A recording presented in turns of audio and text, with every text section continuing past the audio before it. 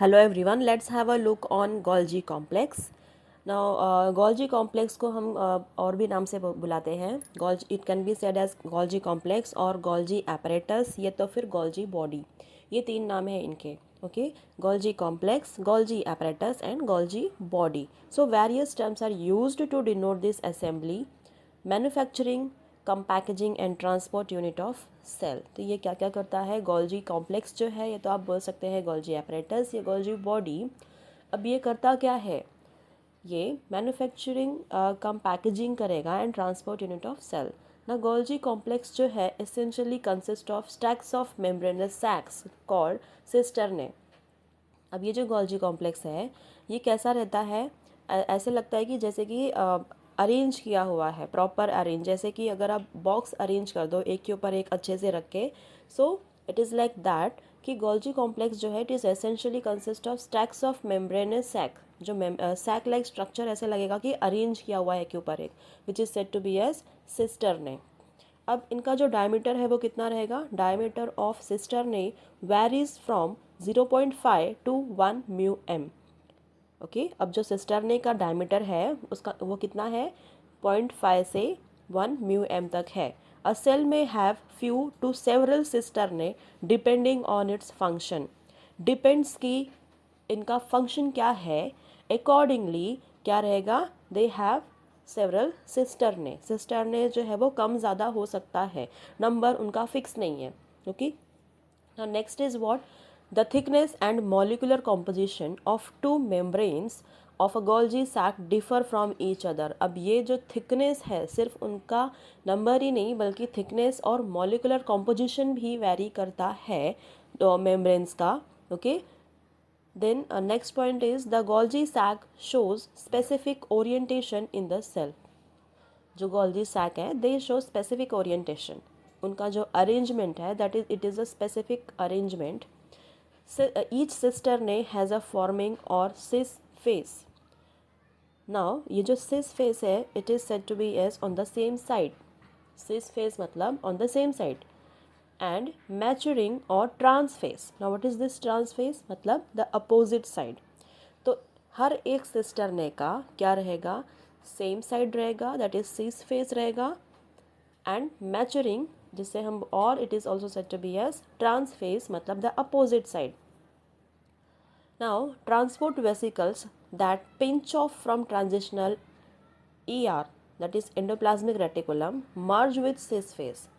अब हमने देखा था कि जो वेसिकल्स बन रहे थे एंडोप्लाज्मिक रेटिकुलम में, ओके, वो वेसिकल्स क्या हो जाएंगे? ये मर्ज हो जाएंगे किसके साथ?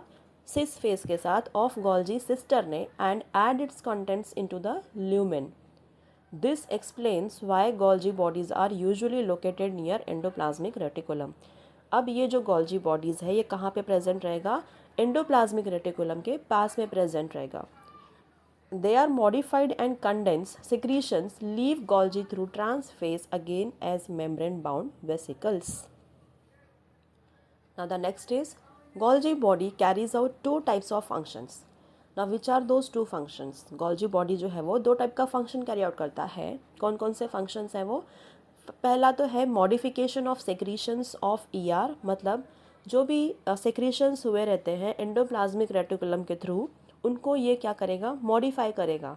ओके, एंडोप्लाज्मिक रेटिकुलम का सेक्रीशंस को मॉडिफाई करेगा गोल्जी बॉडी. एंड दूसरा फंक्शन है production of its own secretions. ये खुद का भी कुछ सेक्रीशंस प्रोड्यूस करेगा. Cisternae contain specific enzymes for specific function. अब जो सिस्टर्ने है उसमें क्या है? स्पेसिफिक एंजाइम्स प्रेजेंट है for particular function. Refining of product takes place in an orderly manner. For example अगर देखेंगे तो glycolipids and glycoproteins that are brought from ER मतलब endoplasmic reticulum lose certain sugars and regain other, thus forming a variety of products. Golgi bodies also manufacture their own products. अब ये जो Golgi bodies हैं ये खुद का भी products क्या करते हैं? मैन्युफैक्चर करते हैं. Golgi bodies in many plant cells produce non cellulose polysaccharides जैसे कि पेक्टिन.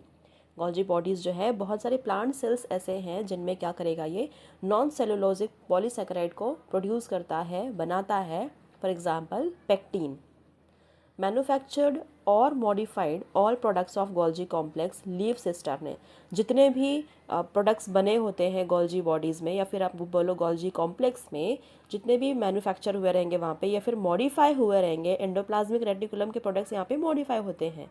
ये तो गोल्जी बॉडीज़ खुद का भी प्रोडक्ट मैन्युफैक्चर करता है, तो ये सारे जो प्रोडक्ट्स हैं वो क्या हो जाते हैं, सिस्टर्ने को लीव करेंगे, उनको छोड़ देते हैं। They leave cisternae from trans face as transport vesicles. Okay, while they are leaving from the Golgi, certain markers may get impregnated on their membrane। जब ये गोल्जी को छोड़ेंगे उस टाइम में क्या हो जाता है, कुछ ऐसे मार्कर्स हैं जो उनमें फिक्स हो जाते हैं ऑन देयर मेम्ब्रेन, उनके मेम्ब्रेन पे, so that they can identify there specific target और सेल ऑर्गेनल, जिससे कि वो एक स्पेसिफिक सेल या तो सेल ऑर्गेनल को टारगेट कर सकते हैं। Okay, so this was all about the Golgi complex. Let's have a look on it's picture.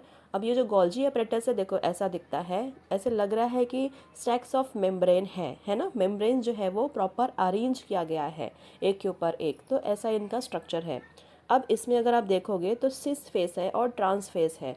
Cis face upper side आप देख सकते हो वहाँ पे लिखा हुआ है, और लोअर साइड जो है वो ट्रांस फेस है, जहाँ से वेसिकल्स जो है रिलीज आउट हो रहे हैं। ओके, न्यूली फॉर्मिंग वेसिकल्स लिखा हुआ है। देन अब ये जो अरेंजमेंट है, मेम्ब्रेन जो अरेंज हुआ है एक के ऊपर एक, उसे हम क्या बोलेंगे, सिस्टर्ने। क्या है वो, सिस्टर्ने। तो बहुत सारे सिस्टर्ने प्रेजेंट हैं। Then you can see lumen, जो बीच में आपको स्पेस दिख रहा है उसे क्या बोलेंगे, ल्यूमेन। अब यहाँ पे it consist of newly forming vesicles, जो न्यू वेसिकल्स बन रहे हैं वो ट्रांसफेज के पास हैं, और सेक्रेटरी वेसिकल जो कि रिलीज आउट हो चुका है। Okay, so this was all about the Golgi apparatus. Here we end up with this video.